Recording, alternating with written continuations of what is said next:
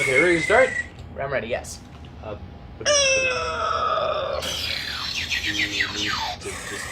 And then I do... And he goes, crashes into the CR90. But I like. Whoa, well, that thing's falling off. I thought they were. I thought you're supposed to fly them around. Why do they have these little floppy things on them?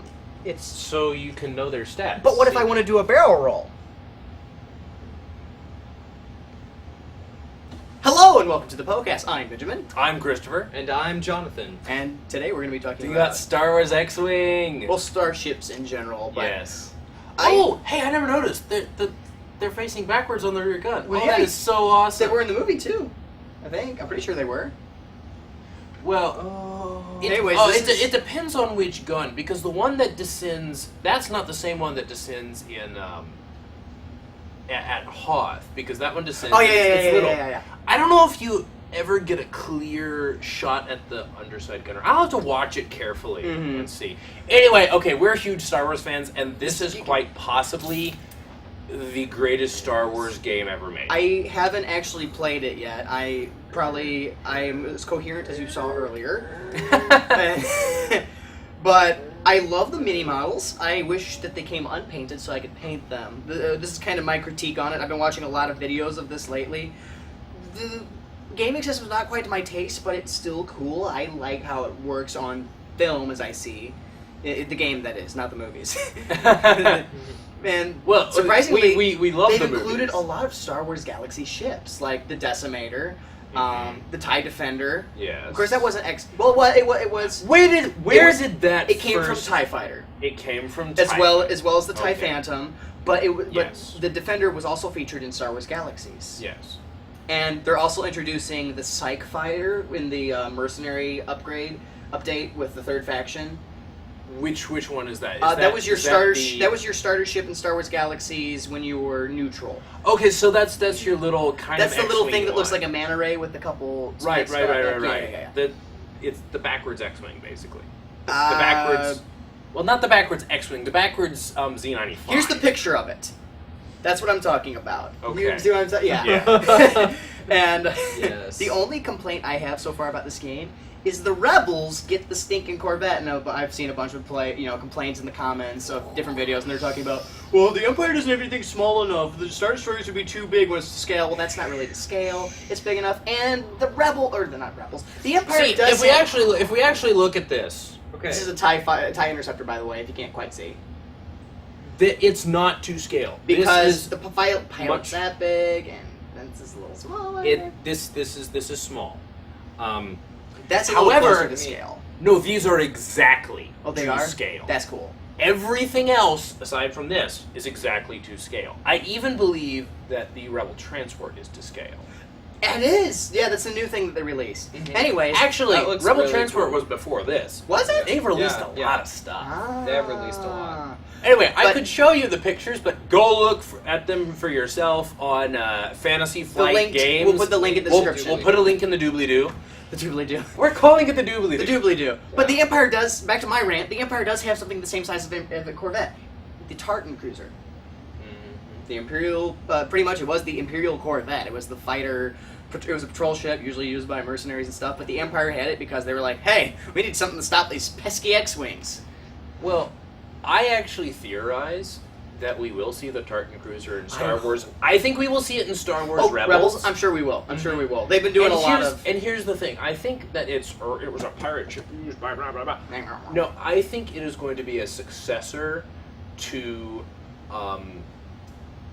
you remember the Republic shuttle that Obi-Wan and Qui-Gon arrived at Naboo on? That was kind of a thing like that too, yeah. Right, because we see it in Star Wars The Clone Wars, that they use that as a small Corvette, basically like this, or the Tartan Cruiser. So I actually think that in the new canon in Rebels, the Tartan Cruiser is going to be a progression from those small ships. That ship just really has a really dear place in my heart. It was the first unit I ever commanded in any RTS, real-time strategy game for those who are like, what's an RTS? And, I love that and game. and it also has a special place in my heart because it featured in the very first Star Wars comic I ever read in the lead up to Episode 2 Attack of the Clones. I'm also really wishing that they would include the Tartan Cruiser. This is a continued rant, not really, kind of a segue into the new Fantasy Flight games they announced, Star Wars Armada, which is pretty much another game which we'll cover, which is these ships except this size. So we can have Star Destroyers and our broadside, wonderful, beautiful broadside Star battles. Destroyers like that, and yes, and they have fighter squadrons are about like that, and they have little itty bitty tiny fighters. And I feel like if you had the time and patience and were a hardcore nerd, whenever you got those fighters in their dogfight, you'd have another table set up and pull out that swing. Let's settle this. Yes. You're saying one TIE fighter could take out a whole squadron of A wings, Y wings, and B wings? Yes. Let's settle this. And then he does, and you're like, well, maybe. Yeah. Jonathan and I, maybe even tomorrow, because I think I'm just going to, say ah! And oozing. you got to ooze over him. I wish these moved, but they don't. Yeah, I wasn't. Well, but I mean, it is a really great. You have to wonder, but I have to look at what actually can be movable. And I do like how they have reversible cards, so it doesn't have to be your hero character. If you're like me and you're like, I don't want to be Boba Fett because I'm a Star Wars hipster. I'm not really, but you know what I mean. But Crassus Trellix is an option, and surprised. Oh, he has the same stats. That's cool. Well, okay, he's a little different there, but whatever. Yeah. So Star Wars Armada. Don't know much about it yet. I watched the video, which I posted in the page. If any of you seen our Facebook page, once again, check out our Facebook page. Email us. Blah blah blah. Yes. Yeah. But it looks really neat. It looks really neat. It's a lot like, continuing segue, a lot like Battlefleet Gothic. In my opinion, Battlefleet Gothic is still a better broadside ship when compared to Pirates. We'll talk about Pirates in another video, but it's like Pirates in a way, and that's why I like it. Maybe it's because I'm old-fashioned and I like stuff that's familiar, but Battlefleet Gothic is essentially Warhammer 40k's version of this. With broadside battles, you have your big cruisers and you have your tiny little fighters all on one little 20 millimeter base. And they're flying around and you do your thing. And the cool thing is they also have to worry about orbits. So you put planets and you have gravity wells. If you decide to stop moving, you keep moving this way. If you're moving straight, you still get shifted over that way. And Space Hulks, you remember the big old Space Hulks. Yeah. Orcs have Space Hulks. And they also have a thing called Orc Rocks, which they have randomized movement, which means wonderful shooting. Terrible, they're not reliable where you want them. Right. So you put a bunch of Orc Rocks around a Space Hulk, which has its own gravity well, and it's got its own perimeter defense going around it the entire time. I like that. But it was a cool game. They had nebulas to worry about, and the cool thing was, you remember, they have a torpedo system.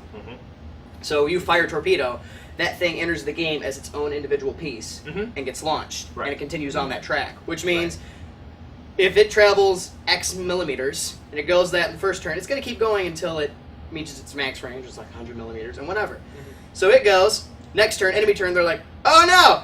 Ah! And then next turn, okay, we got a few more seconds to move. Next turn, it goes past. And they're like, whew! Unless it's an incendiary detonation round. Then they're just like, okay, no armor, no shields, this thing detonated, we have no engines. So getting back to Star Wars X-Wing for a little bit, hopefully tomorrow, because I think I'm just going to say screw school and let's do some Poe-Cast videos. Jonathan and I haven't played this game in a while. Actually, the last time that we played it, I think was just with the opening, the box set with the X-Wing and 2 TIE fighters. Which you should have done a video of that, but...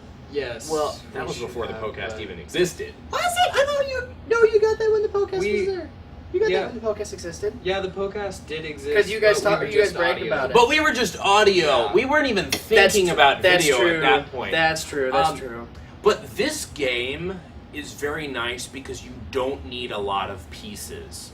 Like something as opposed to, say, Warhammer Fantasy or Warhammer 40k, where you kind of have to put a little money sink into it before you can start playing. This one, you literally can have really fun battles right out of the box. That is surprising, and that's the reason I'm torn to not get it, because if I remember right, this little guy, $14. Yeah. Which, awesome, but $15. That didn't help. That didn't help me. Penny pinchers like me were just like, $15 for that? I mean, yes, it's Go on Amazon, you can even get them for $12.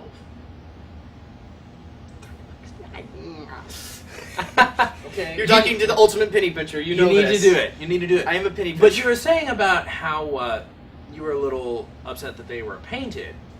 Yes, but you can. I mean, you can can theoretically repaint get them. a paint pot and paint it. Well, that's the Because thing. if I have a Rebel Armada, I'm gonna have a Star Destroyer in that Armada, and you know what I'm gonna do with it. Paint it red. Yes. Yeah. Anyone who knows what we're talking about, comment. Awesome. I'm just gonna do a popularity thing and be a little egotistical and say comment. Or do you think you know what Star Destroyer we're talking about? Comment its name. I don't even know its name. Wait, do I know its You name? do know its name. You know what you should. I'll tell you. I'll tell them at the end of the video, but you guys don't get to know. I don't remember its name, but Well, hey, R2D2 is telling us that we probably should wrap this up. But So we're gonna break. I and do have come something. back I up. do have something to talk about before that. Namely, a little RTS that has entered my radar. Actually, I think we should do that on another video. So, teaser for the next time. yes. Okay. So, I But- want to see Star Destroyer. Well, it's just because it's space related. So I want Well, to see we'll do Star it on 10 to Destroyer 15, in 10 to this 15. game. I don't think you will ever see Star Destroyers in X-Wing because No. X-Wing is the fighter's game. Armada is the capital ships game, and you will see this ship up to Super Star Destroyers in that game, I am sure. But that's about all the time. I mean, having Well. a Star Destroyer. Anyways, that's I'm like Benjamin. This big. I'm would be Benjamin. Awesome. I'm Benjamin. I'm Christopher. And I'm Jonathan. and I am We're calling done. that done. We're done. We're done. Done. Goodbye.